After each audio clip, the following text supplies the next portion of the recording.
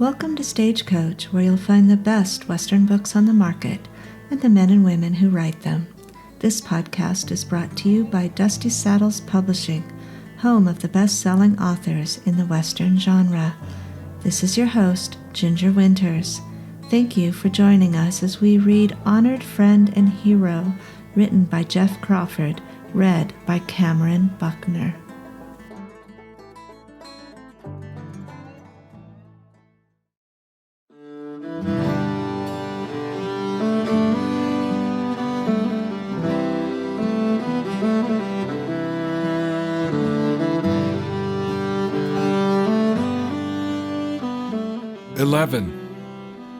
It was small and obviously rural, but it was clean and well maintained. There wasn't a lot in the way of frilly or less than necessary lying around or hanging from pegs and nail heads, but this town didn't give the appearance of a frilly or less than necessary type area, so it was probably fitting. The stove in the center of the room gave off fine and sufficient heat. Lazy tendrils of steam could be seen rising from the kettle that was sitting atop it. A woman barely in her 20s that would have been awfully pretty if she spent some time trying to be, was studying a ledger full of numbers the way that a cat studies a bird, while an older barrel-chested man was in the back of the room slicing bacon off a sizable portion of meat. The woman did not look up from toting her ciphers when she spoke out and said, "If you need any help finding something, just sing out." The Hamilton General looked like many other stores, except this one seemed cleaner and for some reason friendlier, or perhaps homier was a better description. "I was hoping to find a few sticks of peppermint. The road is hard enough without all the dust drying my throat out," the customer said. The young woman looked up and then pointed with her pencil at the collection of large bell-shaped jars at the end of the counter. Several different colors of stick candies were contained in them. The girl went back to her ledger while the woman began to pull sticks of sweets out. The one behind the counter wrapped the sticks in paper once the woman returned to the counter and then told her that the cost would be 20 cents. "We don't have many visitors in Hamilton, much less women visitors. Do you have people here, or are you just passing through? By the way, my name is Maggie Neal," she said as she handed the woman her change. "We're just passing through, I'm afraid. I didn't even know where we were until you just said. Now, a buggy came down with a bad wheel and we diverted here to have it repaired. Camping at night and riding in a lame buggy is not the way I would advise you to spend a honeymoon. My name is Starry Goodnight, or it has been for 3 days now." "Really? Your name is Starry Goodnight?" Maggie asked. "It really is. Could you ever imagine such a thing?" She glanced out the window when she had finished speaking and saw a man hurriedly walking up the street. He stopped and pressed one finger to the side of his nose and then blew a watery glob from the open nostril. He pinched at his nose and then ran his hand up and down his pant leg a couple of times before continuing on his way. "There goes my husband now," Starry said as she pointed. "Well, he seems nice, I guess," Maggie said. "Oh, he is. He's very nice, and he's a hard worker. We are actually on our way to Baltimore, where he has to see a man about some things. I had never been out of town where we live, so he suggested that I come along. Up until this little delay, it has been a nice trip, aside from his stopping every 2 or 3 hours for me to fulfill my wifely duties with him. Now that I could live without. Well, I think it's the locations that sour the experience. But like usual, I'm talking too much about things that others have no interest in," Starry said. Maggie shook her head back and forth and waved her apology off. "Is Mr. Goodnight your first husband? Forgive me for being rude. I only asked because—" "Well, forget that I said anything. It's none of my business," Maggie said. "You mean because my bloom is a little more faded than most new brides. Yes, Paul is my first husband. I was engaged once before, a long time ago, but the war took him from me. He was a fine man and so easy to look upon. He was all I ever wanted, and then he was gone," Starry said. "Oh, that's terrible. I was only 5 or 6 when that war ended, but I can still remember those tired and awful-looking men walking down the streets every day on their way to somewhere else. I remember thinking how glad someone was going to be to see them when they finally made it home. And on which battlefield did your promise die? Maggie asked. Well, that's a tricky kind of question to answer, and I fear I was not the only heartsick young woman who had to endure the same thing. A note from somewhere said that he supposedly fell at Antietam, but they could not prove that he had died because there were no remains to identify. I don't expect that I was the only one who heard that, but if there had been proof positive, then I think it would have been easier to let go. Because of the way things happened, I maintained my position until one day I was staring at an old maid in the mirror, or someone who was not far from becoming one. I had callers, but I always turned them away because I always held out hope that the note had been wrong and that my Reuben would come back to me. But after 15 years, I grew tired of sitting alone every night and knew the feeling that being alone brings would only grow worse if I did nothing to change it, Starry said. So you honestly don't know where he died or when? I mean, not exactly, you don't, Maggie said. Starry shook her head slowly back and forth, but didn't say anything. But you found Mr. Goodnight, and now you aren't alone any more, Maggie said. And now I'm not alone any longer, Starry whispered. She had known him for a few years, and every once in a while their paths would cross, owing it to being such a small community. He was a few years younger than she was, but he'd made no secret about his interest in her. He was known as a go-getter, a man that had been sent away to school and had apparently done very well in his studies.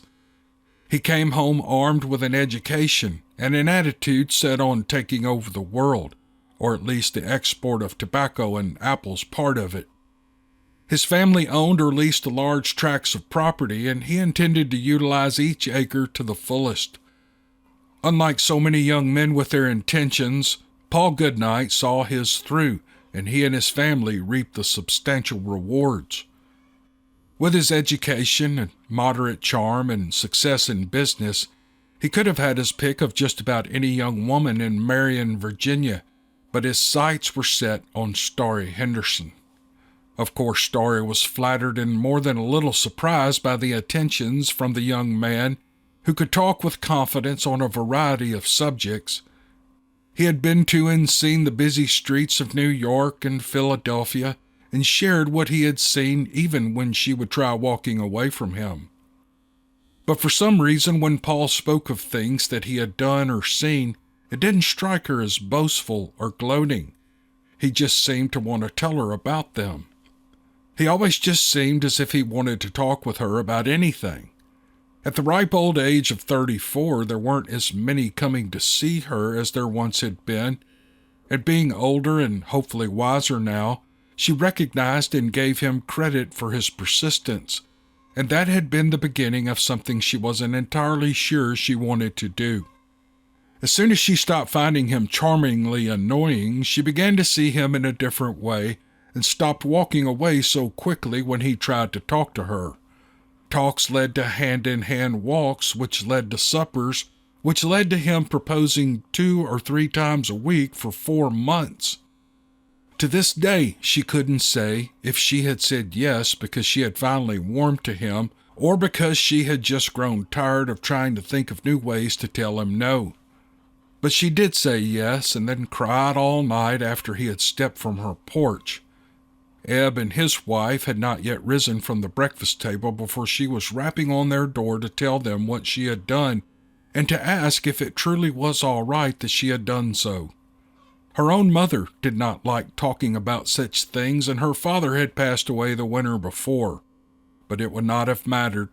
She would have to come to talk to Mr. Miller before speaking to her family, no matter what. It was their son that she had been devoted to, and it was their approval that she had to have. It was a much longer engagement than he wanted, and a year shorter than she would have preferred. But Miss Starry Henderson finally did walk down the aisle to become Mrs. Starry Goodnight. It was a small but well-attended affair, There wasn't often much to do in Marion in the way of entertainment and celebration, so the entire community turned out to see the pretty and sad-looking woman that had once been the pretty and sad-looking girl walk the aisle and pledge herself to the cocky young man who special ordered tonic for his hair. The young man who should have been courting girls his own age or younger instead of the one that he had chosen. The one who was already past her prime. The one who, despite finally landing a man, always looked as if she was waiting for someone who was dreadfully late. Eb Miller walked Starry down the aisle to give her away. Starry's mother objected, but Starry would consider no other candidates. She had been prepared to argue the point with Eb, but he had accepted the invitation immediately. After the ceremony, a lunch was thrown, and Paul shook hands with everyone and listened while smiling to all the advice that was whispered into his ear about what was to occur later. Starry was kissed on the cheek by every farmer and shop owner, and then hugged by their wives, and then they climbed into his buggy and left for a 2-week visit to Baltimore. All that afternoon, Paul was gladdened that his new bride was so happy. He just wished that she would quit crying. Neither happy tears nor sad tears suited her face in his opinion, and besides, he might wish to lean over and give her a kiss whenever the mood struck him, and with her crying all the time, chances were good that her lips were liable to be moist and slick from runoff that she hadn't wiped away thoroughly. Starry pulled herself from her memories and wore the expression of embarrassment on her face when she looked up and saw Maggie staring at her as she waited for Starry to say something further. "I'm sorry about that. I just got lost in thought, I suppose," Starry said. "Well, it's just fine. I think all newlyweds are supposed to be a little dreamy and absent for the first while," Maggie said. "I should probably step outdoors so that he can see me instead of him having to stick his head inside every door in town," Starry said. "Well, you might should. I bet there isn't a town between here and Baltimore that he doesn't want to strut around so that everyone can see who is hanging off his arm," Maggie said. "Do you think that is what he is doing when we walk together anywhere?" Starry asked. "Well, sure. No, I didn't mean it like that. I wasn't implying that you were just for him to show off. I meant that he's proud as punch that you are his wife, and his brand spanking new wife at that. That was all I meant by what I said," Maggie told her. Never had Maggie wanted a customer to walk into the store so badly as she wanted one to come in now. Maybe they would help her pull her foot out of her mouth. "It was very nice meeting and talking with you, Maggie Neal," Starry said just before turning and walking out the door. Maggie thought that the woman looked upset before she left, but also thought that she sounded entirely genuine in her words. "I thought we might grab a bite at the cafe I found. It'll be at least another hour before the man said that he would have the buggy wheel repaired," Paul said after he had walked up to Starry, and as he was making quite the show of grasping her hand and placing it firmly on his arm. "How much further is Baltimore?" Starry asked as they walked. "I expect us to be there around midday tomorrow if we travel deeper into the night than we have been. You're going to love it there. Personally, I'm fonder of Baltimore than I am New York. In fact, I have strongly considered us moving there. I want you to see the city first and appreciate it, but it would make sense seeing as I go there often. I do know that we won't be staying in Marion. It's too far away from everywhere. We have enough good men that are able to run the day-to-day affairs while I work where the money is," Paul said. "We could relocate here. Hamilton seems a nice little town, and it's very close to Baltimore, as you said," Starry replied. Paul stopped and looked at his wife before shaking his head. "Hamilton is smaller than Marion. No, we'll be going to where we will be seen by the right people," Paul said. Reuben threw a new limb into the box, but remained silent as he noted that he had been there 15 years plus a month now. 12. It had no value to him other than it gave him something to do all day long. The summer had been an unmercifully and overbearingly hot one. The coal shaft even several feet under the ground, provided none of its typical cooling, and the trees that surrounded the hole where he lived gave their usual shade, but they also seemed to enclose him in a cell where no breezes were permitted. Everywhere, whether above or below ground, seemed to be trying to deprive him of breath that he didn't have to struggle for. Moving about to try and find even a temporary, acceptable existence was a constant and exhausting chore, but lying perfectly still while he tried to wait the worst out only afforded him the opportunity to lie in a wash of his own sweat and smell the ever-growing stink coming from his damp body. It was at the pool where he had come up with the idea.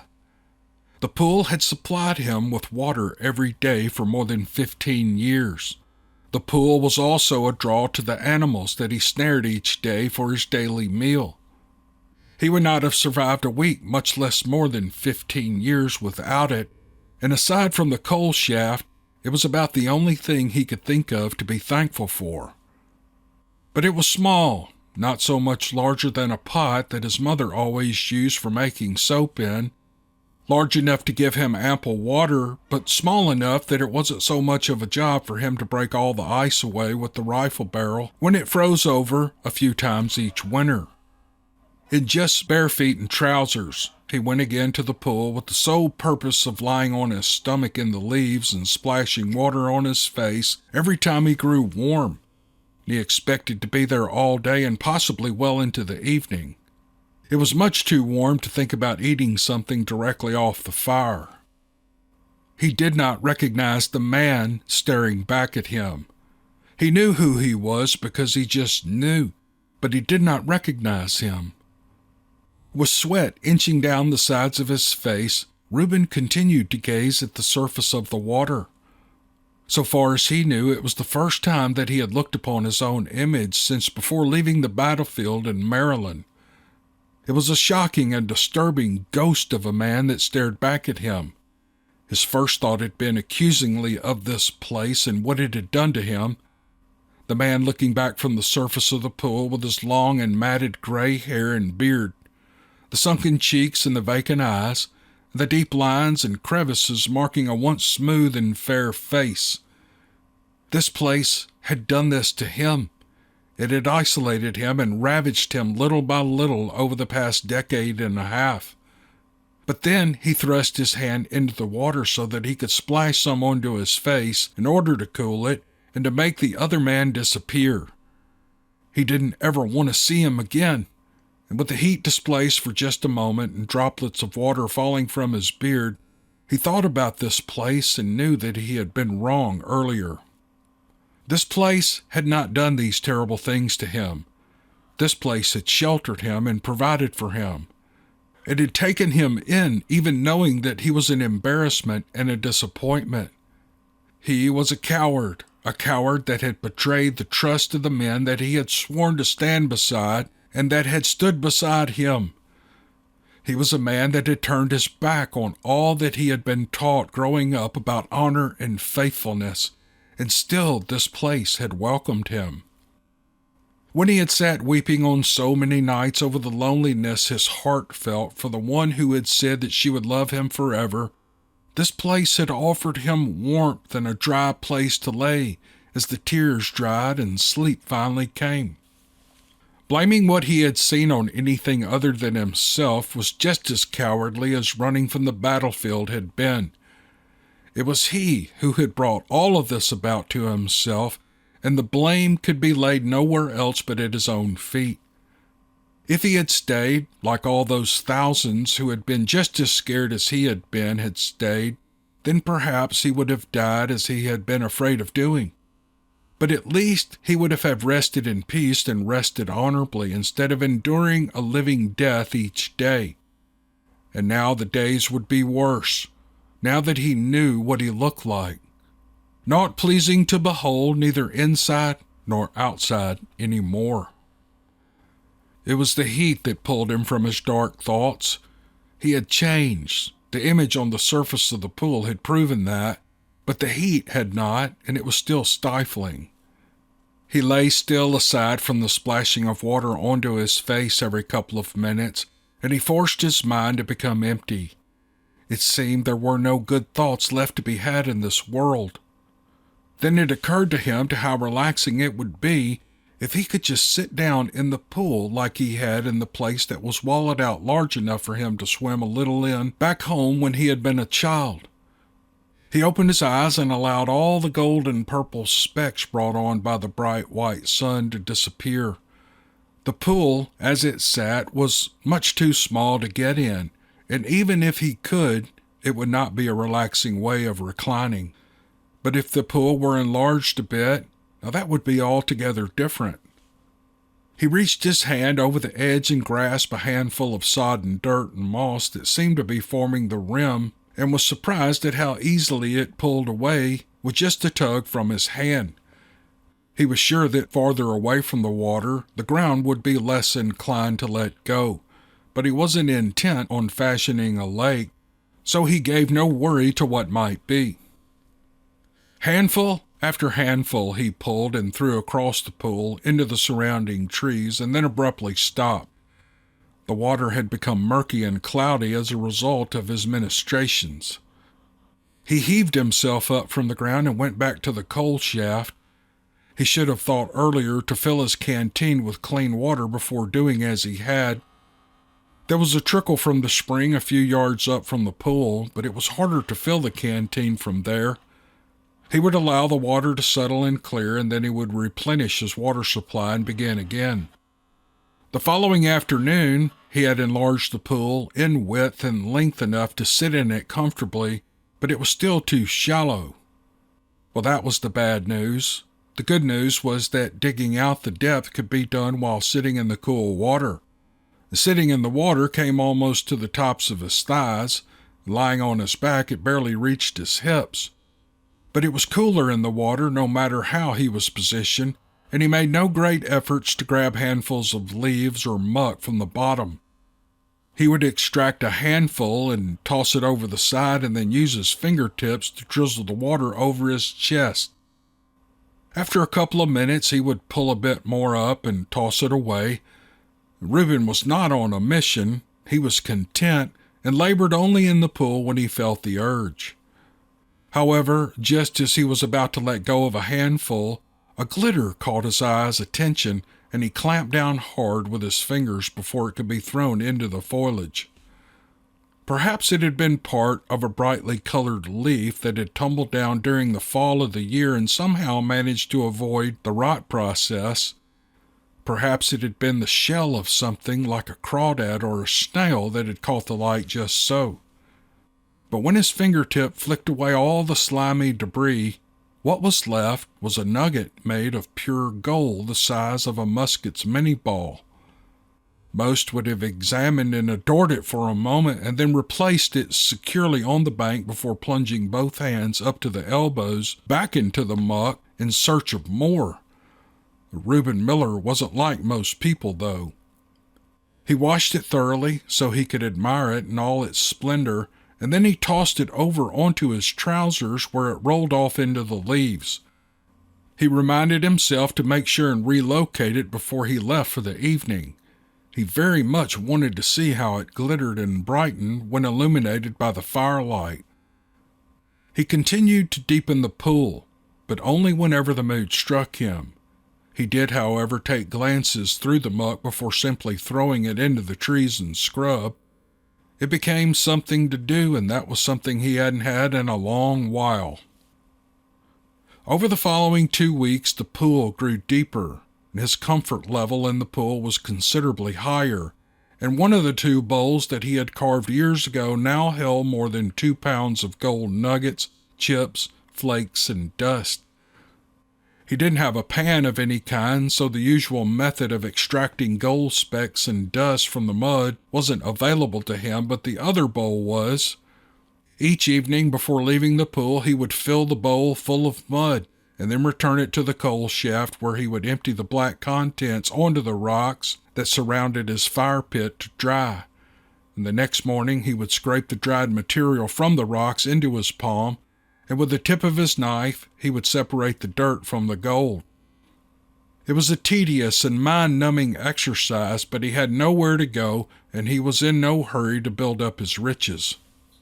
Others would have torn down half the hardwood ridge to collect more, but others had things they could spend the wealth on and places that they could go to spend the wealth, and Reuben had neither. To Reuben, collecting the gold was the same as whittling or bird-watching, just a new way of filling in the hours between when he awoke and when he laid down again. He was thankful for finding the gold, but not for the same reasons that others would have been. On occasion, before he could stop it from happening, his mind would wander and he would begin to think of all that he could do with his newfound wealth. Not a large one, because the years had taught him how very little he needed to be sheltered and comfortable, but a fine house somewhere with a porch that caught the rising sun.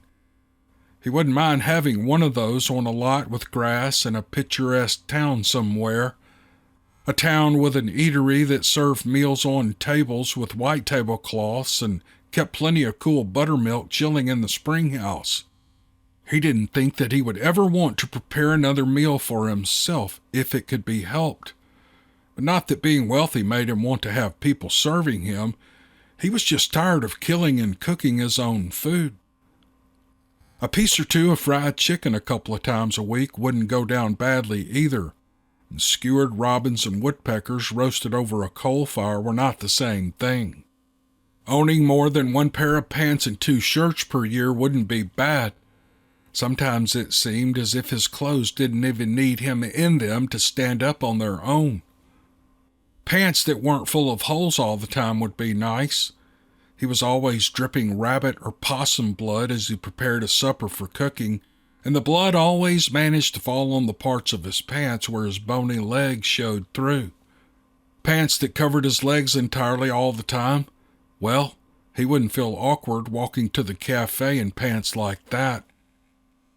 Once every couple of weeks, walking down to the barbering shop would be something to look forward to, and not minding sitting on the bench and waiting his turn because other men would be there, and they would be telling stories about how well a particular pair of dogs had worked during a quail hunt, or whether red worms or night crawlers had been the preferred bait on their last visit to the river to do some fishing for blue channel catfish.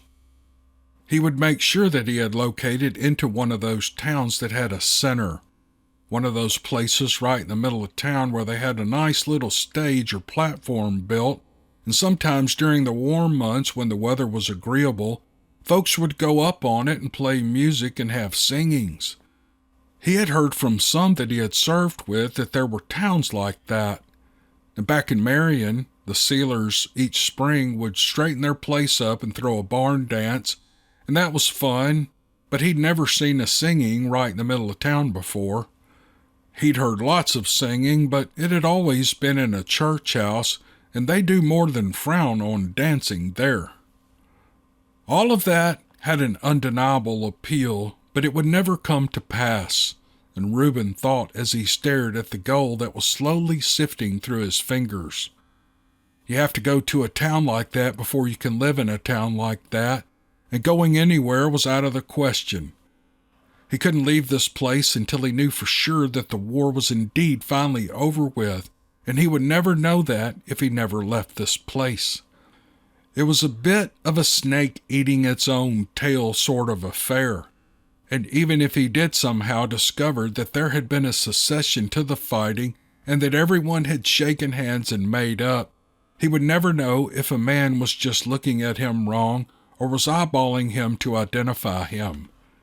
He was safe here, and he was secure here, but he was also trapped here. Thinking any way other than permanent residence here was just foolishness that gained him nothing other than sadness.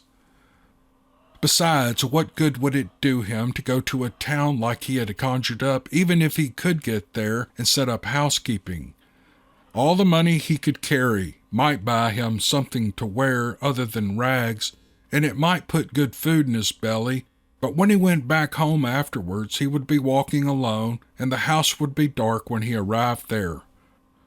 Those things would not bring him happiness. The one thing that would was days and days of walking away, and probably mourning over an empty grave if she remembered him at all. That was a new thought. He shook the gold dust from his hand back into the crude bowl and sat back to ponder. All these years with nothing for companionship save his own thoughts, and still he could have a new one now and again.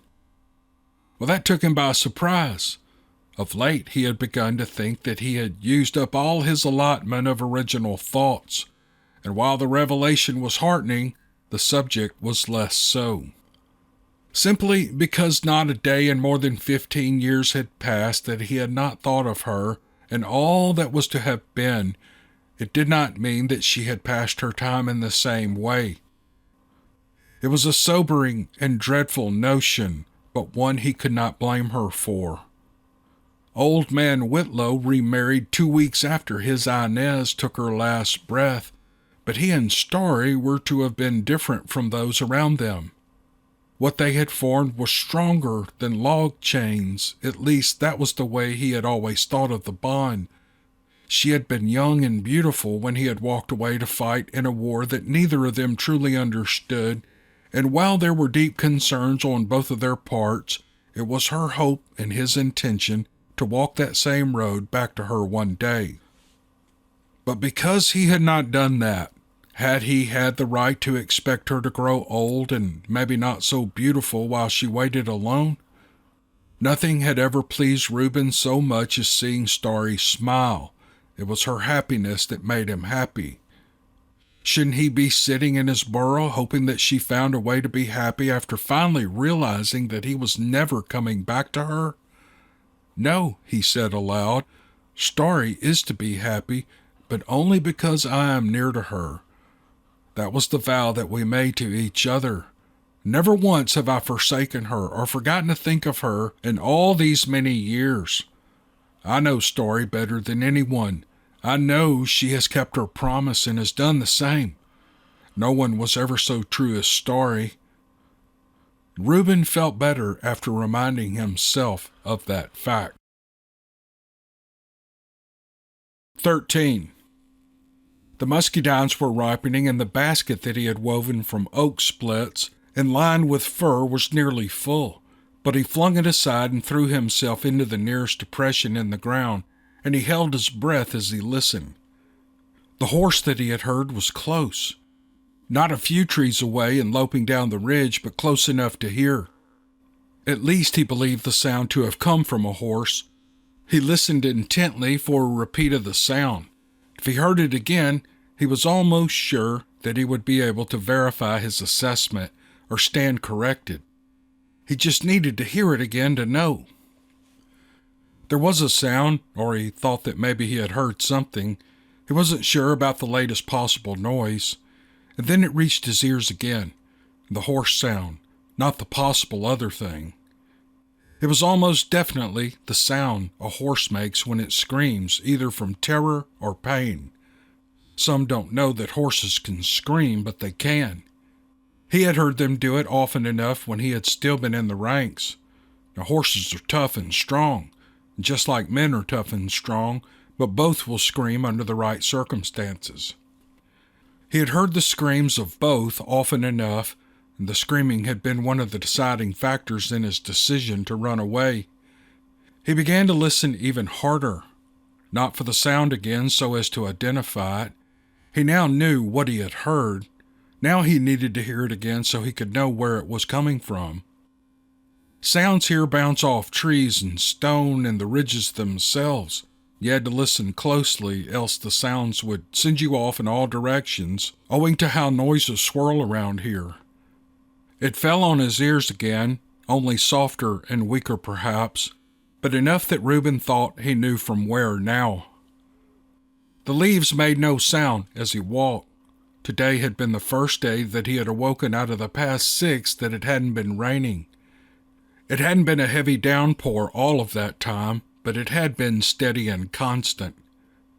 He had been afraid that all the rain might have washed the muscadines from their vines, but it was still early enough in the season that they held on strong. It was why he had rushed to pick them up as soon as he had seen that the rain had stopped. He used to pick them every year as a boy for his mother to make jelly, just as he did with blackberries and crab apples. Obviously, he couldn't preserve the ones he picked now in any way, but they were sweet and good for eating straight from the basket, so long as it was done in moderation. Enough would induce scours, and he neither wanted or needed that. The sound of the distressed animal came to him again, and it was unmistakably weaker than before, but he believed himself to still be walking in the correct direction. It made sense, the direction he was traveling. The sounds he was curious about were leading him toward the road that he sometimes watched as he sat with his back against a tree. If a horse was to be anywhere near here, it was logical that it would be in the proximity of the road. There was no certainty. He was simply guessing about things as each tidbit of information revealed itself, but since he now believed he knew exactly where the horse was, Reuben felt that he could walk a little faster and with less caution. He wanted to see what was going on. It had been a very long time since anything of note had occurred. This must have been how I felt as a sprout when the traveling sideshows would come through and my father would take me to see them, he thought. It took a few moments to decipher what he was looking at. The jumble that filled his eyes was disorganized and messy and not immediately discernible. The horse screamed again. It was a weak scream, and there would be very few more unless something was done in quick order. The other sound that he had heard came again also, and it was weaker than that of the animal. Several somethings needed doing, or all would be silent soon. Reuben inched up a few feet for a better look and sat down on the wet leaves while he took it all in and gave what was before him some thought. All the days of constant rain had done more than prevented Reuben from going out to pull wild fruit from vines. He supposed that he might have considered a few of the hardships people that lived in the real world might be struggling through at the same time if he had given any time to thinking about it. But he had not done that. He tried hard not to think about the world that he was no longer part of if it could be avoided. So among all things that he had not considered as he sat by his fire during those days of constant rain was the beating the roads were taking because of the current conditions. The road, just yards below him, had suffered greatly. It never had been used heavily, so it was ill-prepared for the assault. The once mediocre road was now little more than a winding brown strip of bog and slop. Maybe the wagon had been too heavily laden, or had been loaded improperly, or had been trying to take the slightly more than gradual curve too quickly. Reuben neither knew nor cared. All that was certain was that a few yards away a wagon was more off the road than it was on it, and a chubby, balding fellow of advancing years was trapped underneath it, and the horse that pulled it was too exhausted from fighting the mud to regain its feet. The horse was still in the harness, but it was on its knees and sliding more to its side with each passing minute. A rear wheel had slid, and now the older man was wedged between it and the mud. He was flat on his back, and the strength of his arms were all that was keeping the wheel from pinning him worse. His strength was failing and would soon be gone completely. And if a man of even nominal strength was to pull back on the wheel, even just a couple of inches, the older man could slide his bulbous body out of harm's way. Then the horse could be loosed, and it might not stand up instantly, but the wagon was going to continue to slide, and the animal would be left free to wallow and thrash as it liked until it was able to again stand. Reuben saw how all of this could be done with only a few moments of effort. He rubbed his chin and then thrust his hands into his trouser pockets as he strolled down to the wreckage. The man under the wagon actually started crying when he saw Reuben walk up and stand beside the wheel. The older man couldn't wipe the tears from his eyes without turning loose of the wheel, and that couldn't happen. He would have immediately been in worse shape than he was already in. The tears of hope and joy rolled down his dirty, round cheeks. "I've never been happier to see a man in my entire life. I don't know how or why you happened up just now, and I'm eternally grateful that you did," the older man wheezed out. The voice was strained and barely above a whisper, but still Reuben flinched and took a half step backwards. It had been the first voice he had heard, other than his own, in almost 16 years. Why are you so glad to see me?" Reuben said softly and slowly. The man tried chuckling, but the wagon slid another inch and cut off just that much more air that he needed. "As you can clearly see, I've gotten myself into rather a spot of bother. My wagon threatened to sidle into the ditch as we began the curve. I was doing my best to keep it pushed up the hill while Jake kept pulling forward, and I think we were doing well until I slipped and fell. I hollered when I did, and it startled poor Jake, and you can see what has become of us. We've been here for some time and are more than ready to be free of the situation. And now that you are here, perhaps we can remedy all of this before long," the old man said. "Oh, you mean that we could, if I help you," Reuben said. A dark, confused expression clouded over the man's face when he heard Reuben's words. "Why, I do not understand. You have to help me. I will surely die if you don't," the older man said. "Yes, you surely will, but no, I do not have to help you. Always be accurate with your words. Less than that leads to misunderstandings. My father taught me that. Now, do be hushed for a time. It has been a while since I've looked at shop goods. I much desire to see what the world is clamoring for these days," Reuben said as he turned toward the back of the wagon and what used to be the road. "The wagon contains nothing but women's clothing. It is what I deliver. Stores order them from the catalogs and I deliver them. I'm just over at Hamilton making a delivery. Anyone there can vouch for me," the older man said. "I have no need of others to aid me in making up my own mind, and I told you to be quiet for a while," Reuben said before he disappeared from the old man's view. The old man hollered when the wagon groaned and shifted as Reuben climbed up into the bed. Get out, I cannot breathe," he managed to utter. Reuben heard him, but he kept looking through the parcels in the wagon. A wooden box under the seat held a fry pan, a couple of tin cups, and a small assortment of utensils. Reuben fastened the latch securely on the box and allowed it to fall over the side of the wagon into the mud. Obviously, the man had been telling the truth about what he did for a living. There was naught in the wagon aside from ladies' wear. The wagon jiggled when Reuben jumped over the side onto the road, and the man squealed from the fright it gave him. "If it's money that you're looking for, there's none among my things in the wagon. I have $8 in my coat pocket, which you are more than welcome to if you will assist me," the older man said in a hurried fashion. "The money could be mine whether I assist you or not, but I have no need of $8, Reuben said as he walked by the man and headed toward the front of the wagon. The old man listened as the less than helpful Samaritan pulled something from the wagon seat. He knew what it was, being as there was only one item up there. Reuben held the rifle out at arm's length and studied it. The shiny brass plate on the shoulder stock read, "Given with sincere appreciation to William Sanders, honored friend and hero."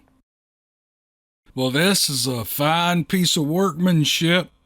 My father owned the same make, but it wasn't near as nice as this one. How did you come by a weapon so nice as this one? Would you be William Sanders?" Reuben asked as he walked back to the man lying on the ground. The man tried twice before he was able to manage making himself heard. "I am William Saunders, and that rifle was given to me as a gesture of appreciation and gratitude some years back.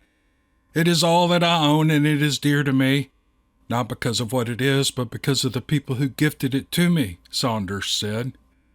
"Well, the writing says that you are an honored friend and hero. How did you manage to become that?" Reuben asked. "Well, that's not important," Sanders said. Saunders' face was turning shades of red and purple as he continued to struggle to keep the full weight of the wagon wheel from bearing down upon him. Now, you just lied to me, or you lied earlier. You said this rifle was dear to you and that it was the only thing that you possessed. You would have not have said that if it was a mere trifle, and they would not have gifted this to you for no reason. I would be interested in hearing how one becomes a genuine hero, not to mention an honored one at that, Reuben said. If you insist on hearing, I was in a town in Kentucky several years ago. I had not long been started in this profession where I travel so much. I was making ready to depart when the chaos began over a calamity that had begun. Some younger boys were doing nothing more than playing at mischief when they managed to set the schoolhouse on fire. Everyone was rushing for buckets of water when it was discovered that some of the youngest girls had opted to eat their noon meal indoors that day. And by the time anyone realized this, the building was burning greatly. No one knew exactly what should be done, and parents were running in from the town very much in a panic. For years before taking on my current profession, I had been an apprentice to a blacksmith, and being so near to the extreme heat was something I was familiar with. I ran at the door of the school and forced my way inside. It was fortunate in that I found all 3 girls in short order, and they were alive. One clung to my neck, and while I carried the other 2 back to the door into the fresh air and safety. That is all there is to the story, Sanders said. Reuben looked at the man under the wagon and then again at the rifle. Believe me when I say this to you, for there is no jest of any kind in my words. What you did was a fine thing, and you are indeed deserving of their affection. You should have been honored, and you should feel pride in the action that you took that day, Reuben said. Well, I will honor you just as greatly if you will help me today. I own very little much of worth, but all that I have is yours if you will only assist me for a moment, Sanders said. All that you have can be mine whether I choose to dirty my hands or not. Aside from a fry pan and this rifle, you have nothing I desire or need. That is not why I've decided to let you lay there and accept whatever the fates decree. I live a rather isolated life, and perhaps only by an innocent slip of the tongue, you will one day relate the story of your salvation to someone. Now that I cannot allow, William Sanders. I'm going to take your fry pan and this rifle along with your possible bag and horn of powder. But before I leave, I will wish you a speedy and painless passing. You deserve better than to die in the mud. You did a great and fine thing back then, and I hope that golden crown full of stars awaits you. I do not think you will wait long before you see it, Reuben said. So you truly are going to take from me my few meager possessions and then leave me to die? Sanders asked. Yes, I am. I wish it were not so, but it is how it must be, Reuben said. Sanders was struggling more and more for each breath, but he was also angry, though he was trying to mask it with confusion. I do not understand. Why must it be this way? If the roles were reversed and I had found you in this position, I would have helped you all that I could, Sanders said. I have no doubt that your words are true ones, and I believe that no matter who was dying in the mud, you would attempt to assist them. But I am not you. And if I help you, then one day it will get out that I did, and it will become known that I exist. Maybe it will be of no consequence, but I cannot afford to take that chance. If I pilfer through your wagon extensively and then you are found, it will appear that some manner of road agent fell upon you, and the search for me will begin and will not likely end. I can't have that happening either. The same would happen if I did the merciful thing and ended your suffering quickly. Your body would be found and the hunt would begin. And if I leave you as I found you, your death will be marked as an unfortunate accident, and that will be the end of it. Likely you will receive a proper burial out of it, as someone travels this road every couple of days. Reuben said this before he turned to walk once more into the trees. Will you do me one kindness? Sanders asked. Will you do me just one? And what would that be? Reuben asked. Will you remove the tack from my good horse Jake so that he might gain his footing and rise again? "He is a good horse and has done nothing to earn a needless suffering death," Sanders said. "You are right. He is just an animal that does not deserve this. But when you are found, but your animal is not, then it will be assumed that someone saw your misfortune as an easy opportunity to steal your horse. Men who steal horses are looked upon less favorably than those who would leave you to die in the mud. I'm sorry, but for my own sense of well-being, I'm afraid that poor old Jake must suffer the same fate as his master. My life would be upended if I were to supply either of you with help. Good day, William Sanders. It was an honor to meet you." "We will not see each other again," Reuben said, just before he disappeared into the trees. Reuben forced himself not to look back at the wreckage he had walked away from. In the days to come, he would just adamantly force himself not to return to the point on the hardwood ridge from where he could see the road. Curiosity would grip him with iron-like hands on occasion and beg him to go and see if the bodies had yet been removed, or did they still remain drying even as the mud was drying around them. He would not return to that place, not even to look from a distance. To do so would give him the opening he needed to begin second-guessing the decision that he had made. He would not allow himself to do that either. He had done what needed to be done in the name of self-preservation. No man could be condemned for doing that. Not by his peers and certainly not by himself. He regretted having to make the choice in the way that he had made it, but that did not mean that his decision had been the wrong one. He regretted the way that he had chosen to do many things during the past 16 years, but he was content in that he believed all those choices to have been the correct ones. Many regret decisions they make, and few can say that all they made had been the right decision. He could say this. 14. The meat tasted better than any he had eaten in a very long time. It had only been a yearling doe, small enough for him to have managed onto his shoulders so that he could move nearly a mile from where he had shot it before beginning to dress it out, lest someone nearby had heard the gun go off, but still large enough to provide him with several days' worth of meat. The rifle that had once belonged to William Sanders not only appeared fine to the eye, but it also shot accurately, and Reuben, having been a better-than-average marksman in his younger days, used a quality firearm to bring down the deer in short order. It took the better part of the day for him to cook all the meat so that it wouldn't go bad, and to prepare the hide for stretching while it cured. Now the days could go on as usual, but now there was meat set aside in case the snares fell on hard times for a day or two, and at night he would have a sizable fur to drape over himself while he slept. Compared to the way that he had been getting by for more than 16 years, he was now enjoying being in the lap of luxury. Far from what the kings of the countries are accustomed to, but for someone who had spent almost half his life living underground in a coal vein, it was a marked step up. He cut another of the ribs loose from the doe's cage and sat back in his shabby rendition of a chair to savor it. He had read as often as he could when he had been a young man, before the war had changed him as it had changed no other. A few 100 miles to the west and then across the Mississippi, or, as the Algonquin Indians called it, the Father of Waters. From there it would be a journey across the plains, and then his eyes would behold the Rockies just as Lewis and Clark had seen them. Surely no one so far west would be apt to recognize him, and until he reached that place where east was indeed separated from the west, he could be cautious and keep only to himself. Then he could disappear into those mountains.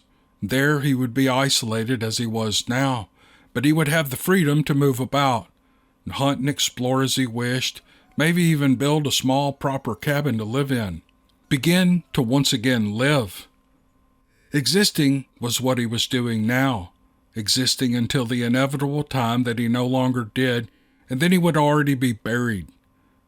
This place that he thought of as a sheltering and providing home was really just a tomb, a grave they hadn't filled in yet. And each day that he awoke, he found himself a little more dead than he had been the day before, but it would not have to continue, not if he was in a place like the Rockies. Any time that he liked, he could eat elk liver for supper and then go and rinse the grease from his fingers in the clear, cool streams that were full of trout. He could live there unmolested by the locals because he would make it clear to them that he was only one man there to abide, with no intentions of settling anything for those that they had thought were to follow him. They would leave him alone, and he would do the same with them. And then one day, when the winters pained his bones too much to stay, he would continue moving west until he felt the warm spray of an ocean in his face. He had never seen an ocean, only read about them some. He thought it would be pleasurable to take up residence where the water in front of him was so vast that the far bank could not be seen. Perhaps hire himself on as part of a crew that sailed great ships across the oceans to places that had never been written about. Perhaps he would even be one of those who chased after a whale. He had seen drawings of the men that worked on those ships, and from those depictions it appeared as if each and every one of them were in the same boat as he was, or similar enough so that it didn't matter. He had to assume that some of the men that did that type of work were doing so because it had been a calling or a lifelong dream, but the majority could easily have been marked as men who were escaping life. It's what he would be doing if he set foot on a deck and made his mark in the captain's ledger book. It was such an easy way to fade into the backdrop that he couldn't have been the first to do it. He was only more or less 36 years of age, and this life he had been living for more than a decade and a half had made him strong of limb and deep-winded. Once shown what his duties were, Reuben believed himself as capable as any man, likely more so than most. And fear of holding his own in any work didn't reside within him, but close quarters with men for months or perhaps years at a time would be a situation to overcome. He remembered how loud and harsh the man that had been trapped underneath the wagon had sounded when he spoke. It wasn't the man's voice or tone that Reuben had found off-putting. It had been that he had spoken at all. He wondered if he could grow used to the constant chatter of men again. It had taken years to grow accustomed to the quiet. What would happen if he could not adjust to the opposite? There would be no running away once he put to sea, and hadn't it been the noise that had compelled him to run and find this sanctuary in the first place? But that had been a different sort of noise altogether. Wouldn't that make a difference? It would have to, wouldn't it? On board a ship, there were bound to be the occasional butting of heads, differences of opinion that couldn't be ignored, just the fraying of nerves for no reason other than close confinement and constantly doing the same labors that had been done since leaving port. Those were bound to grow into heated arguments and even the swinging of fists periodically, but no matter what, it wouldn't be the same assault on his senses that had caused him to flee the battlefield. Men left and right, day after day, wouldn't be screaming and dying because of what heinous pieces of flying burning lead had done to their bodies. Always there was the sound of musket fire and cannon fire, and above it all were the voices ordering men to rush toward it and even into it. That would not be on a ship, and at the end of the day, when the labors were suspended for a few hours, while the men were crawling into their bunks or gathering around a table to play cards for matchsticks, he could again slink away, do as he had done on the battlefield, and go where the noise wasn't. Find a place to sit on the deck while he heard naught but the sails snapping as they filled and the waves lapping at the sides of the ship. And from that place he would be able to lay his head back and see the stars as they were meant to be seen. Not through the branches of trees, and certainly not from a hole in the ground as a burrowing animal might see a larger world that surrounded his home. There, on deck of a ship, he could be himself while connected to humanity, or at least a version of it. People would be just a few steps away if he wished to talk, but that would only happen when he'd had his fill of looking at the starry sky. And from that place, as he ventured from one side of the world to the other, he could wonder and hope that his own Starry happened to have been unable to sleep and was herself looking up at the same time. There would be a barely measurable satisfaction in knowing that they had at least connected again, if only by both of them taking a glance up at the same time. Could a contentment or peace be found halfway around the world that could not be found here, he wondered. At first he thought yes, but as he considered it deeper, he was near certain that content and peaceful were feelings that would never be afforded him. Being on the deck of a ship and feeling the warm spray on his face might seem like all that was necessary to finally be at peace, but it would never happen, and even wishing when he knew full well that it was nothing aside from a wasted wish, and it made him hate his reality even more. Once the infinite wisdom of the universe had shown him the pair of choices that lay before him, and he had chosen. At a different place, on a different day, and at a different age, he might have chosen otherwise. But the choice had indeed been made, and the die was cast. Now the dealing with the aftermath was all that remained, and it would remain each day until there were no more days to be granted him. He could run to whoever he chose, and no one and no thing was stopping him from doing so. Once he had run away from a thing that had been successful. Now he was just as free to run as he had been then, but he could no longer run away from this thing that he was becoming hateful of. He could only run to hate it in a new place, a place that likely wouldn't be so accommodating. Reuben realized that while his mind had wandered and realizations were being made known to him, he had forgotten to chew. How long had he been sitting there thinking with a mouthful of meat he did not know? What he did know was that he had lost his desire to taste or swallow it. He threw the meat-covered bone that he was holding into the fire and spit the mouthful into the flames to follow it. He was sinking quickly into that place again, that bad place where it seemed that light could never enter. That place where the darkness didn't take away your sight. It was the place where the darkness covered you and seeped into you by way of your pores and squeezed until you felt your soul dying. He had been there before, on numerous occasions, in fact. Knowing that he would not die when he went there brought no relief. It was still a horrible thing to go through. But the worst was knowing that he invited himself to go each time. Things he could have avoided or denied himself were the passage ticket, but for all the heartsick he had felt and was feeling now, sometimes it was worth all the pain. Sometimes this place really got its claws into him, and his despise of this place became almost more than he could contain. But it wasn't this place, this rather small opening in the earth where he had lived for so very long, and his hatred of it had sent him to those dark depths. It was the wondering about the what-ifs and the memories of what was that took him there. If he were a stronger man, he could stop himself from imagining and remembering. He could go each day and collect a supper from a snare, and he could spend all day sorting sand from gold and add another half-pound to his collection. He could do these things and would have ceased to live. And he would still be alive, but not like everyone else. Admittedly, he was nothing like anyone else, but to give up his ability to imagine a life different than the one he now lived, or recall those moments that he was so fond of, just so that the pain would not follow afterwards, he would not do. Other men had times of imagining themselves to be different than they presently were, and they were also permitted to relive moments dear to them. He would not give those things up.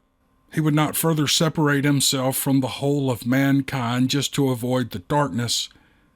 He shouldn't have to do that, should he? He had already given up so very much. The pain and the darkness did not come while he was sitting on the deck of a ship, or tending a fire in a proper fireplace in a cabin within the Rockies or Bitterroot or Teton mountain ranges.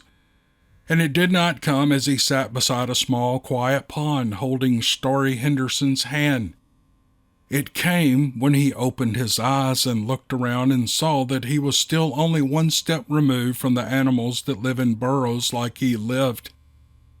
That was when the darkness overwhelmed him, and when he saw the ragged assortment of sticks covered with skins of animals that served as his bed, and when he saw the only fry pan that he had stolen from a dying man, and when he saw his long fingernails with dirt wedged under them, that was when he knew that he would never again know the touch of Starry, would never again hear how she was looking forward to spending the remainder of her life beside him.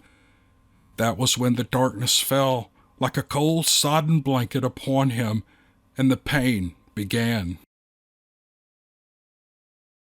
15. Just before the small bell that hung by the thin wire above the door began to peal, that was when it happened.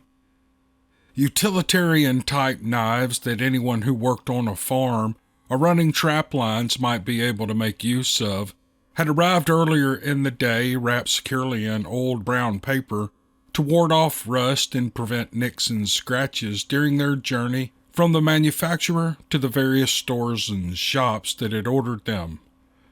Her father liked knives of all shapes and sizes, always had. So he was his usual excited self when they finally offloaded from the wagon. He had been waiting anxiously for some time for them to finally arrive. She had waited just as long for some curtain linen by the bolt to get to the store, but he couldn't have cared less about that. It was the knives that he wanted to unwrap and clean up so that they shone like mirrors in his display case. He did as he normally did when new stock that he had been anxiously awaiting finally arrived. He tore open the boxes like a man on a mission and threw anything other than what he was waiting on to wherever it chose to land. It was his store. Maggie simply worked there. She was his daughter and saw to more of the daily running of the place than even he was aware of, but picking up and disposing of the papers that products had been wrapped in was a chore for someone of lesser rank than the owner.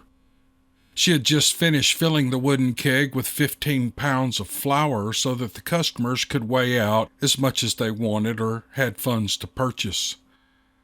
It was her intention to gather up all the old papers after she had moved the keg to its customary position on the table in the center of the room. She didn't like those greasy papers littering the hardwood floor that she scrubbed and waxed at least once a week. She kept the floors too nice and shiny for disorder to distract from her hard work.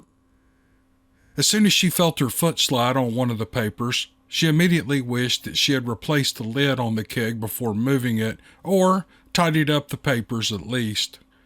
One slip, one misplaced step, and for a moment a 15-pound cloud hung in the air, and then it didn't any longer.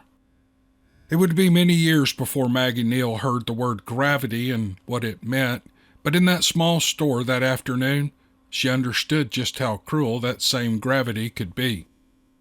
The keg rolled away from her and across the room as she sat coughing out puffs of flour. That was when the door opened. Starry immediately whipped out a handkerchief from her sleeve and began to fan the air with it to try to disperse some of the haze. She wasn't dressed as finely as she had been when Maggie had last seen her, but she was still just as elegant looking. There was something about the way in which Starry carried herself that made her all the time appear a bit more put together than any of those around her. But despite her ladylike ways, she could not refrain from laughing out loud when she finally saw Maggie sitting on the floor covered head to toe with white flour. She looked like a living snowman to Starry. "Well, I've seen to come at a bad time," Starry said. "I will leave and come back when your hands aren't so quite full." "Well, if you leave now, I will never allow you back inside this store again. Now hurry up and lock that door before anyone comes in and sees me in this condition," Maggie said. It wasn't that Starry kept giggling and sometimes just outright belly laughing. It was the fact that she never once tried to hide the fact that she thought all of this was deliciously funny. Once Maggie had stood up and Starry began using the broom to sweep the majority of the flour off of her, it began starkly evident that Maggie's cheeks were terribly red underneath all the white. Maggie was sweeping up all the flour on the floor while Starry poured them each a cup of coffee from the pot on the wood stove. Now try not to shake your head back and forth as you speak, dear. It looks like snow falling off the cedar boughs during a stiff wind each time you do that, Starry told her when they had taken seats on the stools behind the counter. Now don't you think that you should unlock the door in case someone comes in and wants to buy something? Starry asked. You haven't heard anyone trying the door since you've been here, have you? No one comes in this time of day. It's the time of day when usually I can get the most done because I'm alone, Maggie said. Well, I came in at this time of day, Starry said. Well, I was talking about regular people. You aren't regular people, Maggie said. Well, I'm not entirely sure how I'm supposed to feel about what you just said, Starry told her. Maggie didn't try explaining what she had meant. She figured Starry already knew and was just making polite conversation. And by the way, why are you in the store? What are you doing back in Hamilton? I figured you'd be too busy running Baltimore alongside your husband, Maggie said. Me and Baltimore, oil and water. My husband adored that town, but it was always too busy for me. There is an awful lot to do there, and it seems as if there's always something new to look at. But no matter what, I always felt rushed at whatever I was doing, Starry said. You said that your husband adored Baltimore. Did something sour him to the town, or does he just have no reason now to return to it? Maggie asked. If he'd had his wish, Paul would never have stepped outside of Baltimore city limits again. Paul was having a supper with some men that he did business with and then came home afterwards complaining that something that he had eaten had not agreed with him. That wasn't the first time, and Paul did everything that he did at a full run, and he never stopped or even slowed down, eating included. He had what my father would have called a nervous disposition. He was even that way with his affections, so even if I were not particularly longing for such things, it was over with rather quickly. But that night when he returned to our home, he really didn't look at all well. We called the doctor, and the man stayed by Paul's bedside with diligence all through the night as he steadily worsened. But nothing, it seemed, could be done to save him. That was 3 months ago. Our daughter is back in Marion being cared for by my mother. She is just learning to walk now. Well, I had to return to Baltimore to settle some affairs and see to the selling of our home. I will surely miss Paul, but Marion is home again, and I will take comfort and no small amount of pleasure in raising my daughter there, Starry said. I'm very sorry to hear of your loss. I'm sure it has been terrible for you, Maggie said as she patted the woman's hand. I would imagine that there will be a few moments of deep grief to come my way yet, but honestly, I have not had time to indulge myself with sorrow or pity. Too many things needed to be seen to. Ruby had to be taken care of, and Paul's business affairs did as well. The men that Paul dealt with were very kind and sympathetic, but once he had been buried, then the demands began. They liked Paul, but business was uppermost on their minds, and I had to wade into that immediately. I had a fair understanding of what all Paul did because I helped him with certain parts of his work. It was his opinion that the more work I did, then that was just so much less that needed to be done by someone who required payment for their work. And if I were doing the work, then it would be done from our home. If something needed attention, a trip to an office or a delay until the following day would not be necessary. So because of that knowledge, I have been able to keep the business functioning and intend to keep doing so, Starry said. But you're going to do it from Marion, Maggie said. Well, that's correct. Baltimore is a fine place, but I wish to raise Ruby where I was raised. She is scarcely over a year old, and it is awful that she grew up, never knowing her father, so I want her to know the rest of her family to make up for that, Starry said. And you named her Ruby, Maggie said. I did. She is my precious jewel, the one I was certain that I would never have, Starry said. She being your jewel is not why you named her as you did, is it? Maggie asked. Starry took a sip of her cold coffee and made a face. Steeled for the taste now, she drank all that remained in the cup. We never discussed it. We knew that we wanted a family, 2 or 3 children running around and getting underfoot all the time, but we never went so far as to consider names. Now, I will never know if he thought about the subject, but I always knew that our first child would be named after him. Reuben is a fine name for a boy that would have grown into a kind and strong man just like his father. Ruby, because she would be precious just like her father. But he was taken from me before those names could be given to our children. She was my first, and I was determined to name her as I had always planned. Paul was very fond of our daughter, but he never had a thought one way or the other about what she should be named. So I was happy, and I suppose he was content with my choice, Starry said. By naming her as you did, is that not a constant, painful reminder of something maybe best left in the past? Maggie asked. Everything in some way is a reminder. Some things refuse to be left behind. Paul was a fine man, but being such a contrast made him the biggest reminder. The memories that are so treasured by me could not be seen as clearly where I was and had been for these past 2 years. So I'm going back to where they are vivid, and it is there that I will raise their namesake. I will tell my daughter often about her father so that in some way she will know him. But in my heart, I will always wish that different blood flowed through her veins, Starry said. The women sat in silence for a time. Neither of them made a move to refill the cups. Will you ever come by and see me again? Maggie asked as she unlocked the door. I do hope so. I would like that very much, Maggie. But I think my traveling days are over with for a long while. At least I hope that they are. For now, I just want to raise my daughter, Starry said. You sadden me, Starry Goodnight. More than anyone I have ever met, you sadden me, Maggie said as she opened the door. Well, I sadden myself. If I should learn the secret to putting it away from myself, I will share the secret with you, though I fear that the secret does not exist, Starry said as she wrapped her arms around Maggie. Into her ear, Starry whispered to the shopkeeper, You think at the time that moments you create are of importance, but one day you will realize that those memories of those moments are the most important things in the world. Some days they are all that sustain you, and without them you would surely fall from this world into the unknown blackness. Maggie quickly closed the door and rushed herself behind the counter. She did not want to own the memory of the sad woman driving away all alone.